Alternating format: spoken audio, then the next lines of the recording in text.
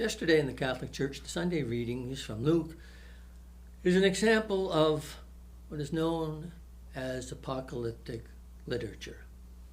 This kind of literature arose in the 2nd century of Israel after the coming of Alexander the Great and the dominance of the Hellenistic culture, and then followed that by the dominion of Rome, by Rome, who conquered the country. At the time that Luke is writing, they've endured 4 years of war with Rome after an uprising in 66. The generals Vespasian and then Titus had come into the country from the north, and city after city they conquered, destroyed, razed to the ground, bringing death and terror wherever they went, until they finally arrived in Jerusalem in the year 70, laid siege to the city, brought starvation within, ultimately destroyed completely the entire city, including the temple. Heaven and earth were destroyed that day.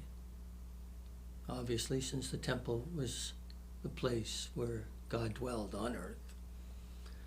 Josephus, the historian, Jewish historian, wrote that over 1 million people died in Jerusalem. Don't know if that's an exaggerated number or not. Thousands, tens of thousands, he said, were crucified. A horrible death. Apocalyptic literature doesn't talk about the numbers, however. Somehow or another, I don't think numbers say enough. It can bring you the moment to reality. Apocalyptic literature wants to make that terror be felt by the reader. They want us to feel it ourselves a little bit, what it's like. So they talk about end times, when destruction is all around, where this might be you or me. And when you read it, do you feel a little fear? Do you fear a little bit that this could be me? That's exactly the point. That's what they want. They want you to know what they've gone through and what they were going through. They were living in a time of terror. But they had to be careful how they told their story. Rome was vigilant, watchful for sedition. Anyone speaking against the country, the rule of Rome, they'd crush it, of course.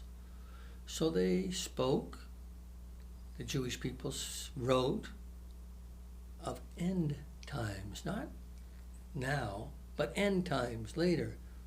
But everyone knew what they're talking about. This was happening now. It's kind of like the spiritual hymns of slavery that used biblical images because they weren't allowed to talk against their slave owners.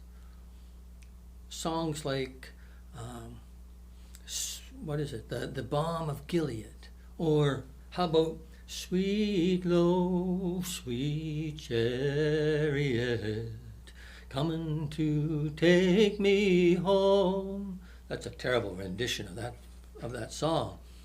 But taking me home was the home of freedom. Taking me home was the hope, an active hope, that the slavery, the terror, the oppression, the sorrow, the sadness would come to an end. So the song would give encouragement. This is not over. Someday we'll be free. So that was the song. That was the literature of the apocalyptics, so to speak. The end times. All this destruction, all this fear would come to an end. When Daniel wrote about the Son of Man who was coming on the cloud, that Son of Man would bring a new order, a new creation, the kingdom of God. Those who endured in faith, they had a hope And so people for centuries ever since still can sing those songs, proclaim that truth. Suffering people of faith still have the same assurances, even before Luke wrote.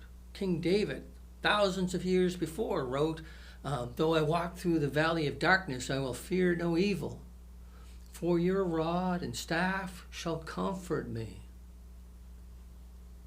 Faith gets you through the dark times, the sorrowful, even the worst of times.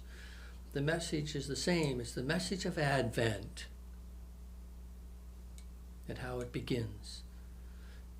If you're feeling fear, anxiety, with what oppression that is around you, or any kind of darkness or tension or struggle, the Advent reading says there's a time coming soon. Christ is coming. He's coming to you. And he'll come to save. Be not afraid. Wait for the Lord. Father Pat from Chalice.